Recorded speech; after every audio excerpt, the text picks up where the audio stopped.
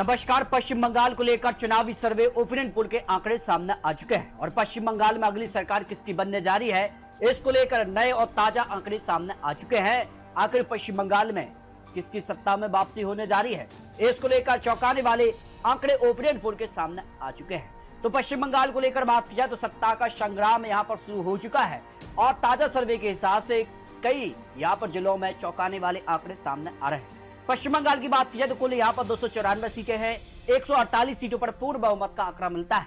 वर्तमान में टीएमसी ममता बनर्जी की लंबे समय से सरकार है, तो ऐसे में क्या सत्ता विरोधी लहर देखने को मिलेगी? इसका असर कितना पड़ सकता है, या फिर खेला होवे का नारा जो ममता बनर्जी ने दिया है उस आधार पर बंगाल में फिर ममता बनर्जी की सरकार बनेगी, या भाजपा का जो कह सकती है विस्तार है, क्या भाजपा जो है पश्चिम बंगाल में सरकार बनाने जा रही है? क्योंकि दो यहाँ पर बड़े राज्यों में सरकार भारतीय जनता पार्टी ने हाल ही में बनाई है, यहाँ पर बिहार और महाराष्ट्र में। तो इस बार क्या बंगाल की बारी है, इसको लेकर क्या कुछ आंकड़ा है? क्योंकि कांग्रेस का लगातार यहाँ पर वोट शेयर और यहाँ पर बात की जाए तो वोटर्स घटते नजर आए हैं, तो इसका किसे फायदा हो रहा है, इसको लेकर भी बात करेंगे। और यहाँ अगर बात की जाए तो कोलकाता राजधानी में क्या कमल का कमाल हो सकता है, इसको लेकर कोलकाता की 11 सीटों पर बड़ा उलटफेर होने की संभावना लगाई जा रही है। शहरी मतदाताओं को झुकाव भाजपा की तरफ होगा और टीएमसी अपने ही घर में कड़ी चुनौती का सामना यहाँ पर कोलकाता में कर सकती है। भ्रष्टाचार के आरोप शहरी वोटर पर भी यहाँ पर सीधे तौर पर असर दिखाई दिया है। मिडिल क्लास का भी यहाँ पर मोह भंग कोलकाता में टीएमसी से हुआ है, जबकि कुल यहाँ 11 सीटें हैं। भारतीय जनता पार्टी को 8 सीटें तो टीएमसी को 3 सीटें यहाँ पर, और कांग्रेस लेफ्ट का यहाँ पर खालता खुदता नजर नहीं आ रहा है। तो राजधानी में हराना सत्ताधारी पार्टी के लिए एक मनोवैज्ञानिक हार हो सकती है। इसी कारण भारतीय जनता पार्टी कोलकाता में सीधे तौर पर दबाव की राजनीति और बड़े बड़े ऐलान, बड़े बड़े नेता कोलकाता में रैली करते नजर आ रहे हैं। जबकि हावड़ा और यहाँ पर हुंगली में कांटे की टक्कर क्या हो सकती है? हावड़ा में बीजेपी 10 सीटों के साथ हावी नजर आई है। हुंगली कांटे की टक्कर 9 वर्सेस 8 हो सकती है।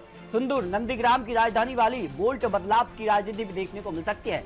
बंद पड़ी फैक्ट्रियां, रोजगार मुद्दा, हिंदी भाषी मतदाताओं का झुकाव सीधे तौर पर भारतीय जनता पार्टी की तरफ दिखाई दिया है और कई ऐसे फैसले रहे हैं जिसके कारण सीधे तौर पर हावड़ा और हुंगली में टीएमसी के विरोध में लोग नजर आए हैं। जबकि बात की जाए तो यहाँ पर कुल हावड़ा से 16 सीटें, जिसमें भारतीय जनता पार्टी को 10 तो टीएमसी को 6 सीटें, और हुंगली से 18 में से भारतीय जनता पार्टी को 9 और टीएमसी को 8 और 1 सीट है कांग्रेस के पक्ष में जाने की संभावना यहाँ पर दिखाई दी है। जबकि यहाँ इम्पैक्ट के तौर पर श्रमिक क्लास यानी यहाँ पर जो वोटर्स है वो शिफ्ट होने की संभावनाएं यहाँ पर दिखाई दे रही हैं। जबकि बात की जाए तो यहाँ पर पुरुलिया और बांकुरा में भी यहाँ पर जो है चौंकाने वाले आंकड़े सामने आ रहे हैं। आदिवासी बहुल क्षेत्रों में बीजेपी जबरदस्त पकड़ मजबूत नजर आ रही है, जबकि पुरुलिया और बांकुरा में एक तरफा जीत के संकेत दिखाई दिए हैं। झारग्राम में टीएमसी की यहाँ पर साख क्या बची रहेगी, ये भी एक बड़ा सवाल बना हुआ है, क्योंकि आदिवासी समाज में यहाँ पर पैठ विकास और सड़क निर्माण को लेकर भी कई मुद्दे सामने आए हैं। पुरुलिया की 9 सीटों में भारतीय जनता पार्टी को 7 सीटें जा सकती है, जबकि बांकुरा की 12 में से 7 है, और यहाँ पर झारग्राम की 4 में से टीएमसी को 3 है यहाँ पर सीटें जा सकती हैं। जबकि पश्चिम बंगाल में कई मामलों में टीएमसी को भारतीय जनता पार्टी घेरती नजर आई है, जबकि साउथ 24 परगना की टीएमसी का जो अवैध दुर्ग है, क्या ये बड़ा कारण बन सकता है? क्योंकि टीएमसी का सबसे मजबूत गढ़ यहाँ पर 31 सीटें यहाँ पर आती हैं और पहली बार भाजपा यहाँ 20 सीटों पर आगे नजर आ रही है। और अगर ऐसा होता है तो भारतीय जनता पार्टी यहाँ पर सीधे तौर पर टीएमसी का जो किला है उसको बेच सकती है। और यहाँ पर ग्रामीण बंगाल में भी सत्ता विरोधी लहर के संकेत दिखाई दिए हैं। तटीय क्षेत्रों में भी ध्रुवीकरण की राजनीति इस समय नजर आ रही है और केंद्रीय योजना का प्रभाव भी एक महत्वपूर्ण मुद्दा। कुल यहाँ 31 सीटें हैं, जिसमें भारतीय जनता पार्टी 20 सीटें अनुमान है और टीएमसी को 10 सीटें, कांग्रेस को 1 सीट की संभावना दिखाई दे रही है। यानी टीएमसी का जो अवैध दुर्ग है उस पर भारतीय जनता पार्टी यहाँ पर हावी नजर आ रही है। दक्षिण 24 परगना का हाथ से भी निकलना एक टीएमसी के लिए एक कह सकते कि यहाँ पर नुकसान दिखाई दे रहा है, क्योंकि कई ऐसे जिले होंगे जहाँ कांग्रेस के चुनावी मैदान में उतरने से टीएमसी को जबरदस्त नुकसान। जबकि 9 तो 24 परगना को लेकर भी आंकड़ों में बात की जाए तो ममता बनर्जी के लिए संजीवनी की तरह होती है और यहाँ पर विपरीत लहर में टीएमसी क्या अपनी साख बचा पाएगी? 33 सीटों में से 18 पर टीएमसी की बढ़त इस समय नजर आ रही है। यह जिला टीएमसी के उम्मीदवारों का केंद्र बिंदु माना जाता है।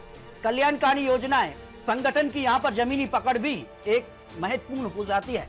तो यहाँ अगर बात की जाए तो कुल 33 में से सबसे बड़ा जिला भी है और ऐसे में टीएमसी को 18 तो भारतीय जनता पार्टी 9 और कांग्रेस को 2 सीटें यहाँ पर जाती नजर आ रही है। अगर बात की टीएमसी यहां पर पिछड़ती है तो बाकी अन्य जिलों में भी यहां पर टीएमसी को बड़ा नुकसान हो सकता है, जिसको लेकर कांग्रेस को लेकर ये भी माना जा रहा है कि कांग्रेस यहां पर सीधे तौर पर ममता बनर्जी को नुकसान पहुंचाने का काम करेगी, जिसका से दिल्ली में यहां पर जो है अरविंद केजरीवाल को जबरदस्त नुकसान पहुंचाया था। और इसी तर्ज पर इस बार बंगाल में टीएमसी का खेला कांग्रेस बिगाड़ सकती है। जबकि बात की जाए तो यहाँ पर मेदिनीपुर को लेकर भी यहाँ पर आधिकारिक गढ़ इसको माना जाता है। तो आखिर किसकी जीत यहाँ हो सकती है? पूर्व मेदिनीपुर में बीजेपी की आंधी 12 सीटों में हो सकती है। पश्चिम मेदिनीपुर में भी बीजेपी 9 सीटों पर यहाँ पर आगे हो सकती है। नंदीग्राम में भी भारतीय जनता पार्टी और टीएमसी में यहाँ पर कह सकते कड़ी टक्कर है। लेकिन बात की जाए तो यहाँ पर शुभेंदु अधिकारी फैक्ट है, यहाँ पर बात की जाए तो सीधे तौर पर बड़े नेता के तौर पर माने जा रहे हैं, क्योंकि भारतीय जनता पार्टी का नेतृत्व शुभेंदु अधिकारी करते नजर आ रहे हैं। हालांकि टीएमसी से अलग होकर भारतीय जनता पार्टी ज्वाइन करे, कोस्टल यहाँ पर सिक्योरिटी, करप्शन जैसे कई मुद्दे यहाँ पर शुभेंदु अधिकारी उठाते नजर आ रहे हैं। टीएमसी के संगठन में बड़ी टूट का असर नतीजों में भी देखने को मिल सकता है, क्योंकि शुभेंदु अधिकारी सीधे तौर पर यहाँ पर सीधा निशान ममता बनर्जी के ऊपर लगाते नजर आए। अगर बात की जाए तो यहाँ पर ईस्ट मेदिनीपुर की 16 में से भारतीय जनता पार्टी को 12, टीएमसी को 4, जबकि वेस्ट मेदिनीपुर में 15 में से भारतीय जनता पार्टी को 9 और टीएमसी को 6 सीटें मिलने की संभावना ओपिनियन पोल में लगाई जा रही है। जबकि बात की जाए तो यहाँ पर मुर्शिदाबाद की, तो यहाँ पर सीधे तौर पर सबसे चौंकाने वाले आंकड़े मुर्शिदाबाद से हो सकते हैं, जब भारतीय जनता पार्टी को 15 सीटें मिलने का अनुमान सामने आ रहा है। वहीं टीएमसी को 4 और कांग्रेस को 2 सीटों पर ही जीत की संभावना हो सकती है। वोटों का यहाँ पर भारी दुर्वीकरण की यहाँ पर राजनीतिक जो है हलचल इस समय नजर आ रही है।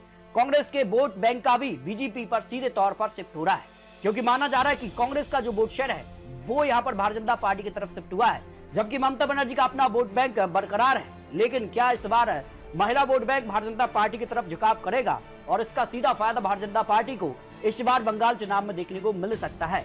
कुल 22 में से यहाँ पर भारतीय जनता पार्टी को 15 सीटें, टीएमसी को 4 और कांग्रेस को 2 सीटें यहाँ पर मुर्शिदाबाद से मिलने की संभावना ओपिनियन पोल में लगाई जा रही है। जबकि मालदा में कांग्रेस के गढ़ का क्या अंत हो सकता है, क्योंकि कांग्रेस लगातार अपना जनादेश जो है वो खोती नजर आई है। और ऐसे में बात की जा रही कि यहाँ पर खनी खान चौधरी का किला ढह गया है और टीएमसी 7 के साथ नंबर 1 बन सकती है, जबकि भारतीय जनता पार्टी को 4 सीटों पर भारतीय जनता पार्टी भी सेंध लगा सकती है।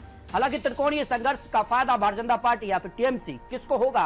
कांग्रेस का वोट शेयर बिखर गया तो किसे तरफ शिफ्ट होगा? ये कई बड़े सवाल अभी भी बने हुए हैं।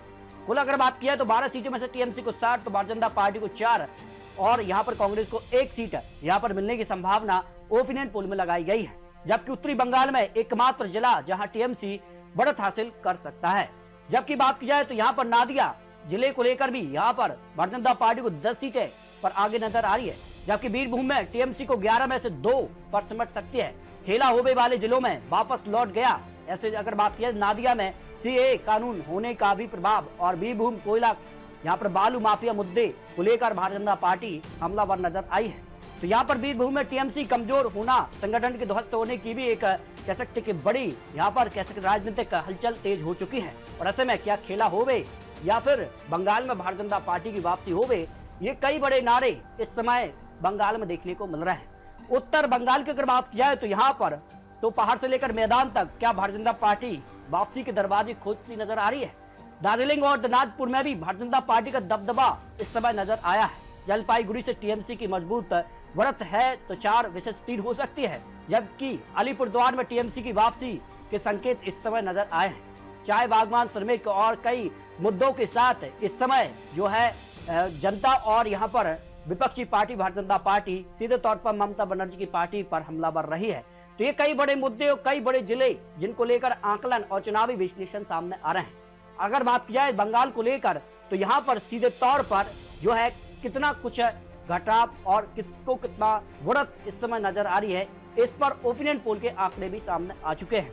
अगर बात किया तो 15 साल की सत्ता के बाद भी क्या ममता बनर्जी फिर से बंगाल में सरकार बना पाएंगी, ये कई बड़े यहाँ पर सवाल हैं। भ्रष्टाचार के आरोप ने टीएमसी क्या यहाँ पर अपनी छवि बरकरार रख पाएगी? महिला वोट भी एक महत्वपूर्ण वोट है, क्या महिला वोट बैंक को टीएमसी अपने पाले में बचा पाएगी? करप्शन जैसे कई मुद्दे इस समय जो है नजर आ रहे हैं। और बात की जाए तो यहाँ पर जो जादुई आंकड़ा 148 है, वो यहाँ पर भारतीय जनता पार्टी 168 सीटें भारतीय जनता पार्टी को बंगाल में मिलने की संभावना लगाई जा रही है, जबकि टीएमसी को 111 सीटें और कांग्रेस को 10 सीटें यहाँ पर बंगाल चुनाव में मिल सकती हैं जो ताजा विश्लेषण और महत्वपूर्ण आंकड़े सामने आ रहे हैं। फिर भी आपको बता दें, चुनावी आंकड़े चुनावी अनुमान है। क्या भारतीय जनता पार्टी 168 का आंकड़ा प्राप्त कर पाएगी या फिर ममता बनर्जी एक बार फिर से सरकार बना पाएंगे, ये काफी महत्वपूर्ण हो जाता है। तो बंगाल को लेकर आपको क्या लगता है, फिर रख सकते हैं।